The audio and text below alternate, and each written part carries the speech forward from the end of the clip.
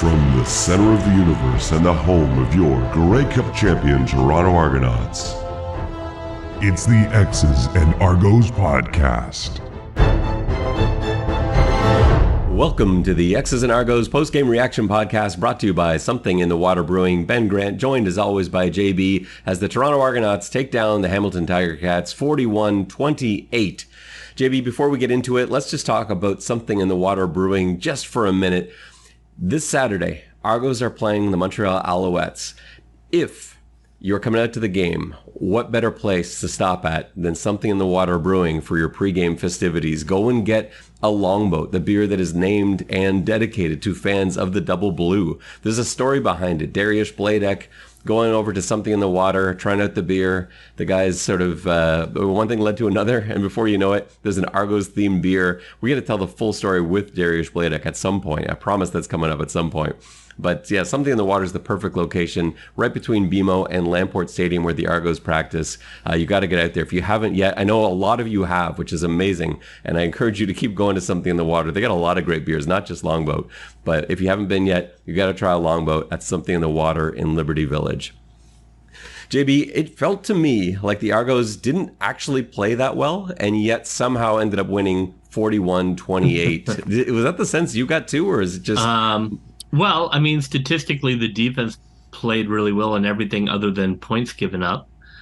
I thought they played okay. It didn't feel like they didn't play well. It just felt like kind of a messy game, and we had more talent. On the broadcast, it was funny. At the end of the first quarter, Mike Hogan and I were sort of talking about, it's funny, the Argos just don't seem quite right. And it's 17-0. And we were like lamenting the fact that we thought they'd had kind of a rough quarter. Now, the second quarter was a bit rough. They were going into the wind. They only end up scoring, they don't score any points in the second quarter. Hamilton scores 4. The wind was weird, and I don't know exactly how to explain it. It seemed most of the game that the little ribbons at the top of the uprights on both sides weren't really blowing that hard. And yet they have some flags in, I don't know which direction I'm facing here, but in one far end zone, there's flags that were billowing like it was a hurricane force wind. And so it was hard to tell exactly what was happening on the field, but it clearly impacted things because Toronto with the wind ends up scoring 34 points in their 2 quarters with the win. So that's not made up. It's not nothing. It was a difference in this game, but it's just such a weird field. It's swirling winds. It's heavy winds. It just seems like there's something here. Boris Beattie missing an extra point into the wind. All of that stuff happens. I guess whether it's psychological or actually happening out there, the wind is for real here, even when it's not real, because people are very aware of it. But yeah, it was just one of those games. For you, it starts off, Chad Kelly makes a couple picks early, and that's not like Chad Kelly to throw 2 interceptions. What did you see from him that I'm interpreting as not quite the normal Chad Kelly? Well, I do think sometimes he gets impatient. I think that is the one area that he can still keep working on. Is he gets frustrated, he gets impatient. He, like any quarterback with a really strong arm and who's talented, they start to try and fit in windows that aren't there. I thought both picks were not good. Were not good reads. We're into double coverage. The single high one is pretty basic. You don't throw the ball in the middle of the field on the single high. So I think it's just, he trusts his arm so well. And there were some passes he made into tight windows that worked.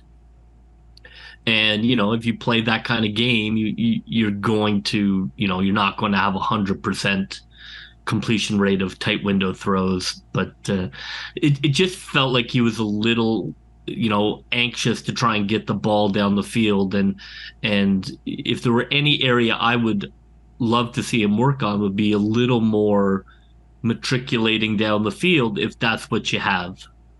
Yeah, it did seem like he was pushing the ball. Even when they were going into the wind, he was pushing downfield, and that just wasn't the answer. Like, clearly, the hooks, the slants, the quicks were the way to go into the wind today. But his depth of target seemed to stay up there. I think that with the 2 picks, I was more frustrated by the one that came in the first quarter. I believe it was the first quarter, in the corner of the end zone where Toronto was driving. They ended up throwing a pick. He had cover 1 there.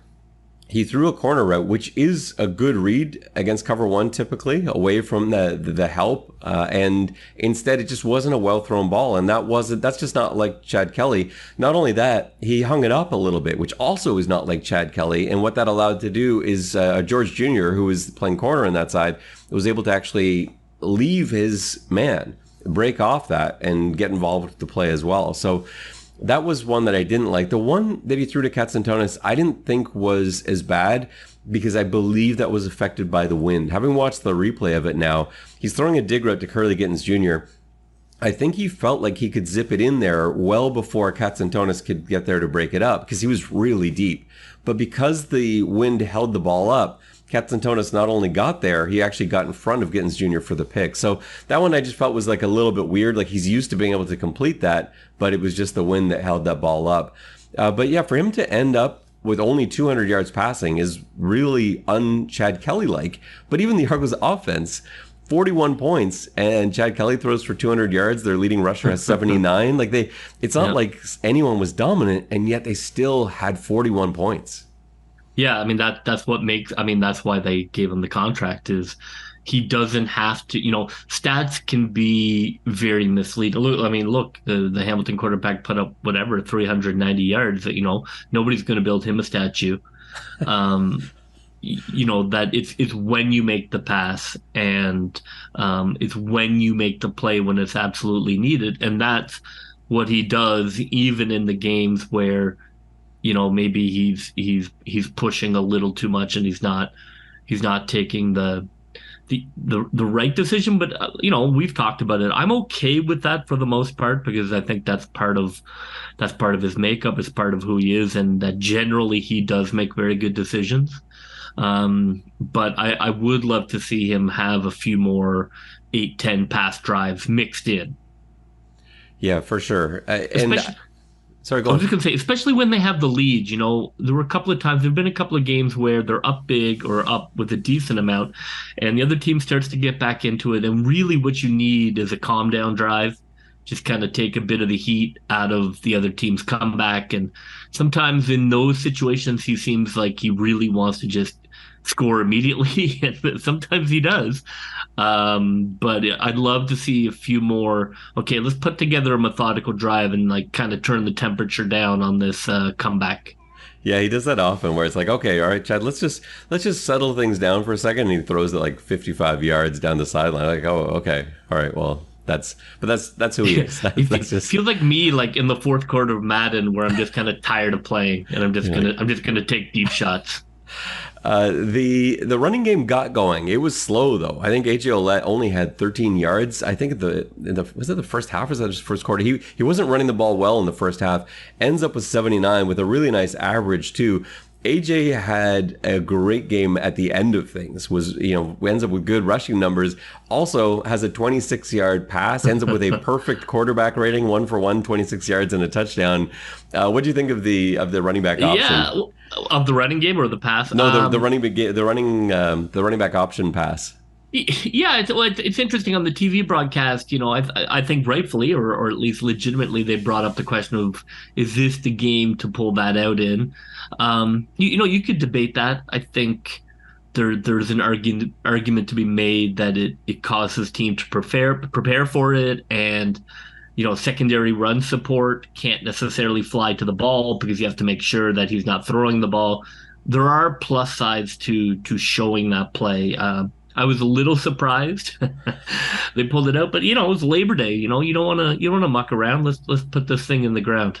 My take on it is Coach Dinwiddie doesn't typically seem to like trick plays. He doesn't run trick plays a lot, no. And yet he's run 2 in the last 2 weeks. But if you look at them and look at why, one of them is a flea flicker, and it was a middle run flea flicker. And so clearly what Coach Dinwiddie's seeing on film, and we've seen it on watching the broadcast or watching the game live, we've seen safeties, halfbacks come crashing down as soon as AJ Ouellette gets the ball. And they're helping in run support. And so Coach Dinwiddie sees this, he's like, I got to back these guys up. So you run a flea flicker. Now suddenly the safety's got to stay deep. And you saw Katsantonis wasn't coming anywhere near it on those middle runs. He was unless he was being sent on a blitz, he was way back center field. But what you also have is corners pinching, corners helping run support on the boundary. And so by doing this running back option pass, he rolls to his right, throws it. Now suddenly that corner, who in weeks past may have been coming up to try and slow down that run game, he can't now. He's got to stick with that receiver down the sideline. It means you don't need to stock block anybody down the sideline. You can just burn by him, and that corner better go with you. Otherwise, maybe AJ is going to throw it over the top for a touchdown. So yeah, exactly. Yeah, I think this is less about trick plays and more about how can we make sure AJ Ouellette remains efficient in the run game. How can we get these DBs off his back so he only has to worry about D-line and linebackers? What a throw. Perfect. I know. And Brissett's catch, too, like he goes up into the air. It was such a basketball play. You could see him having done that 100 times. It's like the jumping layup, kind of catch and layup. He's so good at catching touchdowns, and Ouellette knows to throw him a high ball. He judges it perfectly, leaves the ground at the exact right moment, high points it perfectly, and the DB was just lost trying to catch up to that. It was everything about that play was run perfectly. And then the touchdown celebration. I'm not normally a big fan of excessive celebrations and excessive celebration penalties. Bringing out Mjolnir, the Thor hammer, and bashing it to the ground and having all of the Argonauts fall, like in Endgame or whichever movie Thor, it was probably Thor, in which he did that, was pretty epic. We know AJ Ouellette looks more like Thor than perhaps anybody else on Earth. And so for him to go and grab that hammer for part of the end zone celebration, I think sometimes it's worth the penalty.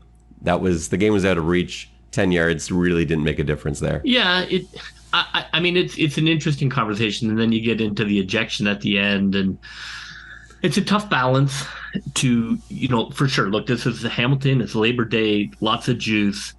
I'm sure the coaches were pumping that all week. And when you do that and you have the swagger of a 9-1 team, you're going to have moments like this, and you just have to kind of roll with it and don't let them don't let them tip the boat. Just kind of like, all right, let's get through that. Let's never do that again, but don't get that angry at it. It's an interesting coaching challenge too, because you can't come down hard on them, because part of what makes them great is the swagger and the fact that they're so pumped that they beat Hamilton. But then you also want to, you don't want to turn into a team of yahoos. So it's an interesting challenge that teams that are really good face. Yeah, and I feel like the coaching staff generally has managed the team fairly well in that regard. They let them, they did clamp down this week. One of the focuses at practice this week was, it was a message that was reiterated again and again and again: cut down on penalties, can't take penalties, can't take penalties. It's been a problem. Like you highlighted it earlier in the year, where they were taking sometimes 10 and more penalties in a game. And that was something that was working fairly well for them early on. Things got a little bit weird at the end. It was chippy all game, but it got a little bit more aggressive at the end of the game, and we did see flags start to come out. I'll just write that off to, it's Labor Day. It's not going to be buttoned down. It's not a business trip. Coaches talk that stuff about this as a business trip. Labor Day in Hamilton's not a business trip. That's personal. That's going to have more juice, and it's going to be a little messier, and, it is what it is.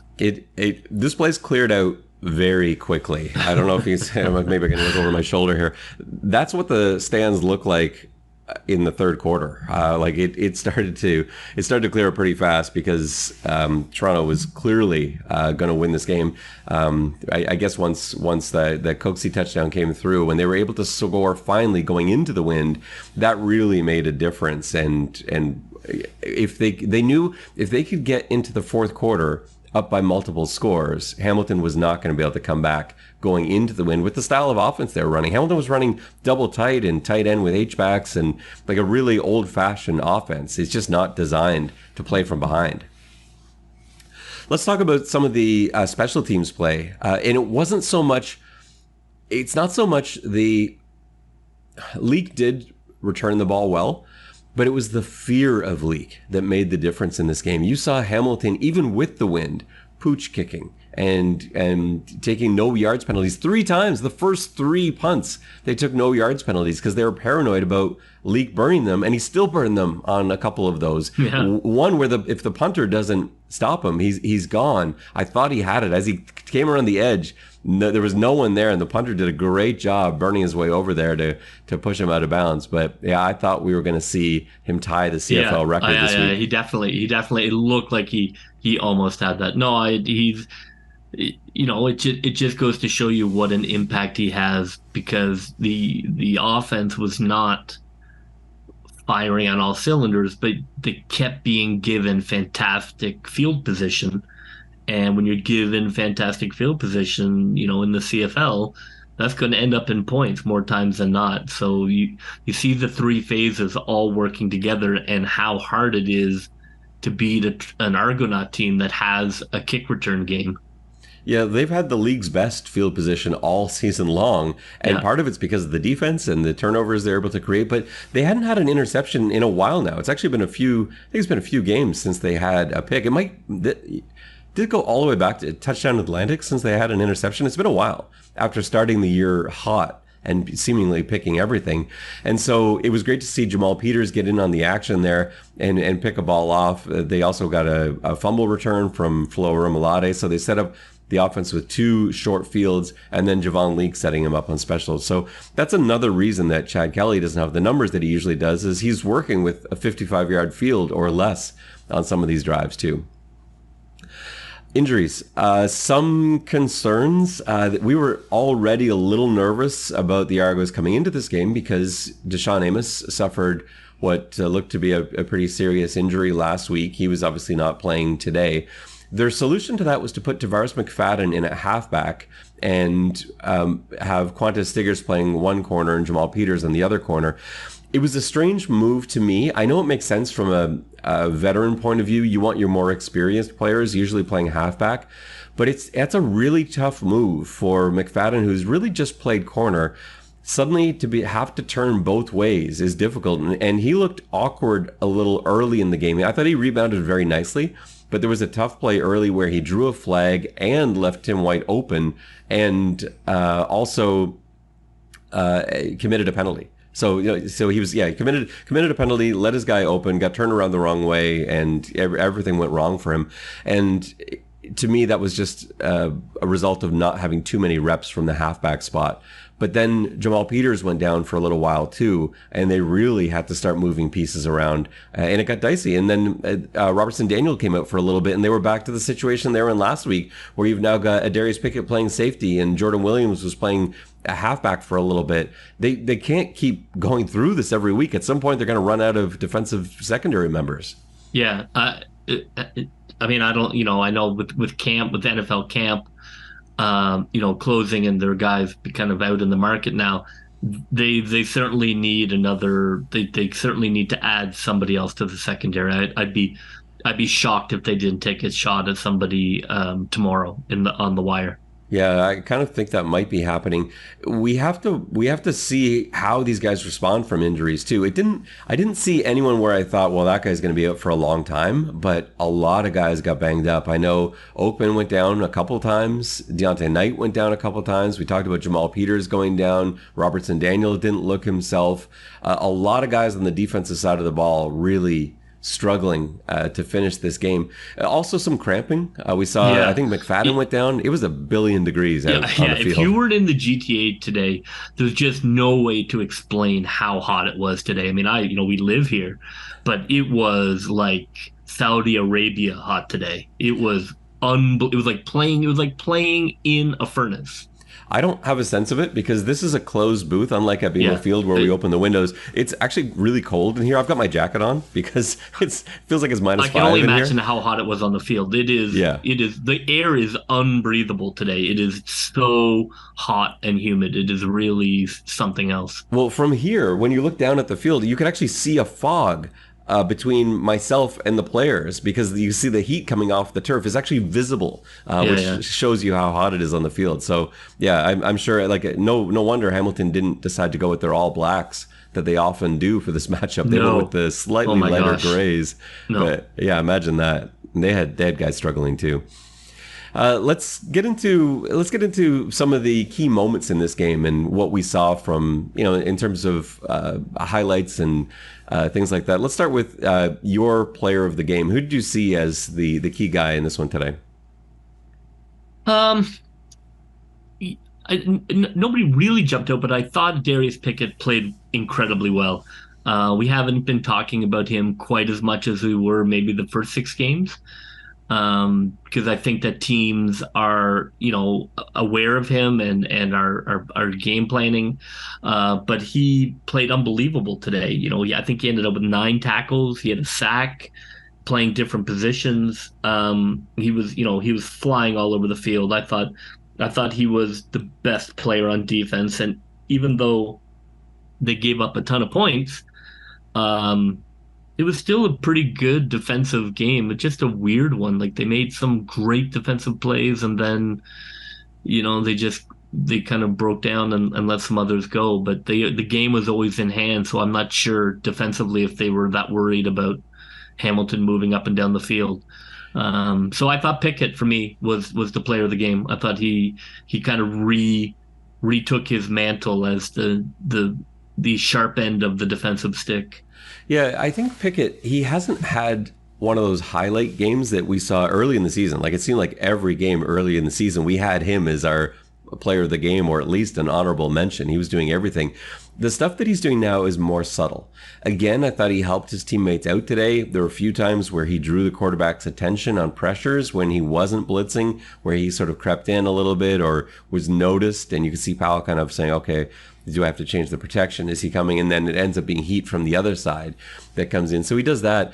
But how about the versatility, too? To be in a bind like that, where you've lost 3 defensive backs, and you're able to just take Pickett and say, okay, go play safety.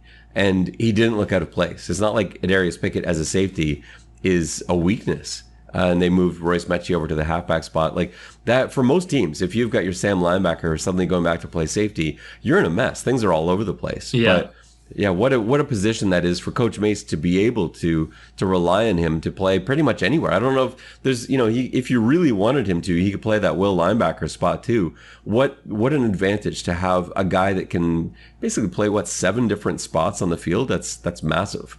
I thought, and just a quick shout out, I thought Robbie Smith had a fantastic game too. He did. He's one of those players who, he's always pretty good, but some games he just really flashes, and he'll make, like, there was one play where he didn't end up getting the sack, but his move to get free was unbelievable. He had a monster special teams tackle. Like, I just thought he was really noticeable today. Yeah, his special teams tackle, he hit that guy so hard. I think it was McAllister he hit, yeah. And you could hear it all the way up here. It was a loud, thunderous hit because he was running full speed. It was on kickoff. He was running full speed down the field. Nobody touched him. Yeah, I don't know what happened on kickoff return. Like, I don't know if somebody got hurt or somebody went down, because it was good, and then there was like a stretch of like 2 quarters where it was really not good, and then it got good again. I think, like, McAllister's tough. I think as a kickoff returner, like, there was one return he had where there was no space. Like, I was watching the coverage team get down the field. Nobody left their lane. The contain wasn't broken. It wasn't anything like that. And just somehow he found this little tiny down the lane. Sideline? Yeah, and there wasn't room. No, I didn't mind that one. There were a couple in the middle where it felt like they were giving him a little too much respect, and when you don't close the net fast enough, then you're really in trouble. I think that's part of the problem, like, philosophically, when you're sort of saying, let's just not let up a big return. Let's just play it safe. Well, that's almost guaranteed to be a big return. Yeah, wasn't a standout day. I mean, they didn't give a touchdown, but it wasn't a standout day for the kick return unit. For my player of the game, I'm going to go on the offensive side of the ball. I'm going to go to AJ Ouellette. I want to shout out Curly Gittens Jr. for really running those jet sweeps well, because I think that helped open stuff up for Ouellette too. You notice the theme today? Like, we've talked about how Curly opened up lanes for Ouellette. We talked about the flea flicker, the running back pass, all of these ways that are designed to spread the defense out and keep guys off AJ Ouellette so that he can run effectively. Curly, I think it was the first drive of the game, ends up taking that jet. It was perfect timing. Chad Kelly barely had time to get the ball to Curley, and that's when you know that mesh point is sound. And Curley, there was no chance the contain was going to be able to get him. Linebackers weren't going to be able to get him. It was the DBs who eventually forced him out of bounds at like the 2-yard line. But that helps the run game. And then we saw Coach Dinwiddie use that same action later on in the game on a toss play to Ouellette, on a misdirection play, on a counter play. That's all part of the same package. And it's stuff Dinwiddie loves playing around with. He'll show you something early, and now we're going to play off of that for the rest of the game. So I thought that was well designed, well coached, and well schemed from Coach Dinwiddie. So yeah, and I also have to mention the pass. If he's going to be player of the game, it's not just on his running efforts. 79 yards, 12 carries, but it's that 26-yard touchdown pass. If you throw a touchdown pass as a running back and you're running the ball effectively, then I think you have to get player of the game nod. The only thing he was missing was the reception. Didn't have a catch today. On this topic, I want to shout out Andrew Harris. 1 catch, but it was a beauty, and it helped put this game away at the end. Chad Kelly threw him a ball in the flats. Harris had to go back against the momentum of his body, make a beautiful hands catch, and then gather himself and then knock over a defender, stretching out the ball to get a first down and keep that clock moving. So just another nice play. What a luxury it is to have those two backs. Adeboboye got into action at the end of the game, but you forget what a good running back he and Javon Leak are. Like, these guys are good running backs. They never get a chance. They're special teams aces because you've got Ouellette and Harris ahead of them on the depth chart. You're just not going to get a lot of carries. Let's talk about all of that yardage that Powell ended up with. Anything that worries you here? Like, when you look back at this, 296 yards, 3 touchdowns. I know the defense statistically otherwise, I guess, played okay. Are you worried about how much yardage he was able to chew up? No, actually, I was pretty impressed by him. I thought that on a number of plays, I thought his pocket movement was really impressive. He made a couple second level throws that I was really impressed, where, like the first window looked for sure where he was going to go, and he was actually looking at the second window behind, and he made a couple of nice throws to White. Look, I think Hamilton, like, I don't know if he's a star, but I think he's the quarterback. I would go with him as your quarterback. I think he has a lot of talent. I don't think, like, I think he looked better than Meyer did last week. That's interesting. Not really. I don't think. I think there were a couple of times where his pocket movement was really good, and he just got away from the sack. The one area that's interesting that is the red zone defense is the Argos are 8th in the league in allowing touchdowns in the red zone. And that's an area I think that can probably be tightened up a little bit, especially passing.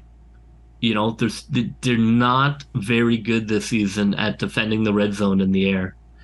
I know today on those red zone scores, they love zone coverage, first of all, in the red zone, which I hate. They're in zone a lot. A couple of times it looked like the right zone to call, but the guys just had poor angles. It's different, right? Like, when the field gets really small like that, suddenly your spacing is different. It's just hard to make that adjustment. They have struggled a little bit with that. I felt like, and also zone becomes man. Yes, well, I know if it goes long enough, and sometimes those plays are over so quickly. As soon as he comes into your zone, now it becomes man. You don't just watch the guy in your zone. I got the zone covered, coach. Yeah, well, sometimes they do, and that's the result. Yeah, and they're rolling new guys in too, and I know. But that would be it. Honestly, I thought the tackling is still pretty good, and just the red zone pass defense is a little worrying. And to only let up 63 yards rushing when clearly that was Hamilton's plan. Like Hamilton, we talked about earlier, they're running tight end offense. Like the goal today was to run for 200 yards and play from a point of having the lead, because Hamilton just isn't built to come from behind like this. And Powell, while he is, I think, a really intelligent quarterback, they just haven't seemed, are not really taking the safeties off yet. Like with him, it feels like they're being very cautious with his development, because they didn't really let him throw down the field too much. He went a couple times down the field to White, but for the most part, they were shorter throws. Yeah. I just to throw in, because you talked about being impressed with him, What I really liked about Powell is his decision making, because he doesn't have really any measurable that stands out. You know, he doesn't have a No. particularly strong arm. He's not fast. He's not. He can't throw the ball a mile. He's not overly tall or big or strong, but he makes really good decisions. He plays smart football and is sort of in a game manager role at the moment. I wonder what he would look like if he were given a little bit more reign. I mean, he's like a perfect backup. Yeah. You know. And he probably will be a backup in the league for 12 years. And he could be. He certainly looks like it right now. Like I've been nothing but impressed with him. The last two games, like him last week against BC, I thought played a beautiful game. Smart, high percentage throws, did what he was supposed to do, threw it away or took a sack sometimes when he was being threatened instead of throwing into trouble. And even today, like the pick that Jamal Peters made was a pretty ridiculous pick. Jamal Peters is between two zones, somehow gets the depth, and he's so long, is able to leap and just get his fingertips on it, tip it to himself. So it's not like that was a bad decision. It's just Jamal Peters made a superhero like play to come up with that pick. So yeah, I'm not too worried about it, but it's back-to-back games now where Mayer and now Powell have put up really big numbers. I just think it's worth keeping an eye on going forward. Play of the game. What is your play of the game, JB? Probably the Coxie touchdown. Put the game out of reach. It was probably Chad's best moment after the opening drives. Beautiful back shoulder like play, undefendable when you run it correctly. Shows again how tough it is to defend the Argos. You gotta watch Tavares, you gotta watch Coxie, you gotta watch Curly Gittins. There's just a lot to deal with, and it iced the play. That again is that's the play you need. You need that throw at that point of the game. Rather than a garbage time touchdown that doesn't mean anything. So I thought that was the play of the game. It at that point, it was just killing time till the end. It was a great throw. And again, that relationship, the dynamic between Chad Kelly and Coxie, like two guys that worked together all last year as part of that second unit, and they're working so well this year. Like for what we've seen in the decline of the use of Curly Gittins Jr., because he was McLeod's guy without question. They had great chemistry together. It seems like Kelly has picked that up with Coxie, and when he needs someone to make a play, when he needs someone to be on the same page as him, it seems like it's always DeMonte Coxie. The best throw Chad Kelly made, though, I would say, is not the Coxie touchdown. How about that throw he made to Tavares Daniels that didn't end up counting because his foot went out of bounds? Hamilton won that challenge. There were three Ticats all closing in on Tavares. He gets it over one, in front of another, and just enough away from the third Ticat. Well, exactly. I mean, that you just have, to celebrate that, you got to live with the occasional pick, and that's okay. That's who he is, and I'm happy with it. Into the wind, no less, as well. So that was something. My play of the game, it's not exciting, or it's not interesting, rather, because it's sort of what you would expect. I got to give it to AJ Ouellette's touchdown pass, because running back throwing a pass for a touchdown, it's just, I know how hard, like having coached for a long time, having been an offensive coordinator for a really long time, I have on many occasions come up with a trick play that we've worked on and perfected, and I'm waiting for the exact right moment. I cannot tell you how many times something has gone wrong that has caused the play to fail. And to see Coach Dinwiddie, who uses them so infrequently, go back-to-back weeks with not just successful trick plays, they're both touchdowns. That's huge. And it absolutely put the nail in the coffin today and resulted in a touchdown celebration that you'll probably see rerun on TSN a billion times, with him taking out the hammer, slamming the ground. Everyone but Curly Gittins Jr. falls. I think he wasn't there for the pregame meeting. He might not have been on the text chain on that one. Yeah, because he just stood there and everyone else fell to the ground. But yeah, what a play that was. It was just a huge, like on Labor Day against Hamilton, it was just a big sort of in-your-face moment to put it away. So for me, that's the play of the game. It's a little obvious, but I think I'm going to stick with that one. The Argos have 6 points on the Alouettes. They're up 6 points. They've got a game in hand as well. They're going to this game with two options coming up this week. They can either just sort of tell everyone, you just got to tough this out. If you're hurt, you're banged up. I know most of the team is. You just got to weather this out. It's a short week. They've got tomorrow off. They're going to practice Wednesday, and Thursday, Friday's the walkthrough, game Saturday. Short turnaround. Montreal's coming off a lot of rest. Do you just bandage everyone up and say, look, you just got to go out there and win this game, knowing that now puts you 8 points clear, and you can start now kind of rotating guys, resting guys a little bit. It's not over. It's still early, but it would be almost done if you're up 8. Yeah, it's an interesting debate. I do think so. I think just in general, you don't want to get too clever with stuff, and when you have a chance to put a dagger in, then you try and put the dagger in. You don't get too cute about down the road we'll do this, yada yada. Well, so the danger. Sorry, go on. No. I mean. However, I would temper that in that, this is the goal here is not to beat Montreal. The goal is to win the Grey Cup. So I do think you have to temper it. It's not an all hands kind of game. It's somewhere in the middle. And of course, the absolute worst would be get these guys bandaged up and out there next week. And what if you don't win? And now guys are really reeling physically. And now you got to go to Montreal and finish the second half of that back-to-back. Like, that would be the worst case scenario. So I don't know. I don't have the answer to that. I think we got to wait and see how guys respond. So take a look tomorrow. How bad is Peters? What sort of state is he in? How's Robertson Daniel feeling? What's open like right now? What's Deontay Knight like? Like, those are the questions you need to answer before you can really make a call on that. But I think you've built a little bit of cushion where if you're not sure, you have to err on the side of caution and rest guys and go out there with what you have. The team's got good depth. The offense, again, they're probably going to be mad. Like, watching film this week, I bet you the offense is upset with how a lot of things went down. You expect them to come out hot next week. They may have to bail the defense out a little bit next week if they've got guys who just can't go. All right, JB, well, that will just about do it for us on this post-game reaction podcast. For JB, this is Ben Grant saying so long, and may all your pre-snap reads be good ones. I'll see ya.